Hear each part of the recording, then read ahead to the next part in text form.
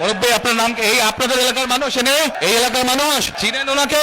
আচ্ছা মুরব্বী আপনার নাম কি? শফিকুল ইসলাম। এইদিক শফিকুর রহমান। আচ্ছা আপনি কবে গেছেন হজে না উমরায় গেছেন?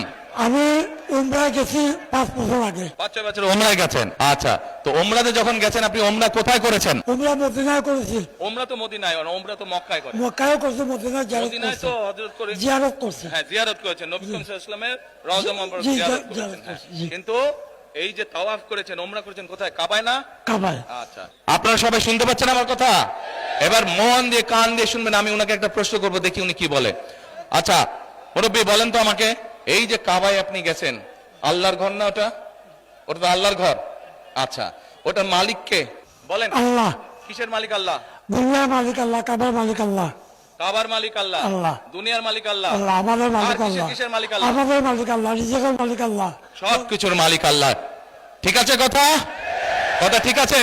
তার মানে এই দুনিয়া, এই যে সূর্য, এই যে চাঁদ উঠবে একটু পরে, চাঁদ সূর্য পৃথিবী যাই দেখি আমরা, সকল কিছুর মালিক কে? আল্লাহ রাব্বুল আলামিন হচ্ছে সকল কিছুর মালিক। আমরা কি দেখছি? আমরা দেখছি ওই যে একটা রাজনৈতিক দলের কথা বলেছি, যাদের ভূমিকা আমরা 50 বছর আগে দেখেছি। আমরা দেখছি এদের কিছু কিছু সদস্য আমাদের নিরীহ মা বোনদের বাসায় গিয়ে গিয়ে, মা বোনদের কাছে গিয়ে কিসের টিকিট বিক্রি করছে? টিকিট বিক্রি করছে, জানেন তো? হ্যাঁ, 1 মিনিট। আচ্ছা মুরব্বী বলেন তো, এই বেহেশত বা দোজখের মালিক কে? আল্লাহ পরওয়ারদিগার। মুরব্বী বলেছে বেহেশত ও দোজখের মালিকও আল্লাহ তাআলা। আপনারা একমত? কারা একমত এটার সাথে হাত তুলেন, যারা যারা একমত এটার সাথে? সবাই একমত। আলহামদুলিল্লাহ, আলহামদুলিল্লাহ, আল্লাহু আকবার, আল্লাহু আকবার। এখন আমার প্রশ্নটা আপনাদের কাছে, যার মালিক একমাত্র আল্লাহ রাব্বুল আলামিন, সেটা দেওয়ার ক্ষমতা মানুষ কি রাখে?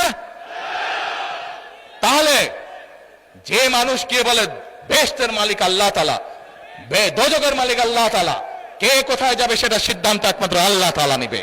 তাহলে যারা গিয়ে বলে যে তাদেরকে ভোট দিলে বেহেশতে যাবে, এটা কি হতে পারে? মুনাফিকি না, এটা রীতিমতন শিরকি, শিরকি, শিরকি। আল্লাহর সাথে তারা তুলনা করছে। কাজেই 71 সালে তারা তো মানুষ হত্যা করেইছে। এখন তারা আবার বহু মানুষকে বিভ্রান্ত করে তারা শিরকির অংশীদার করছে। কত বড় মুনাফিক, কত বড়! তাহলে চিন্তা করেন, যারা এই ভোটের আগে আপনাদের আমাদের বাংলাদেশের মানুষের ধর্মীয় অনুভূতিতে আঘাত করে মানুষকে ঠকাচ্ছে, এরা যদি কোনোভাবে, আল্লাহ মাফ করুক আল্লাহ না করুক, কোনোভাবে যদি ক্ষমতায় যেতে পারে, এরা কিভাবে মানুষকে ঠকাবে চিন্তা করেন।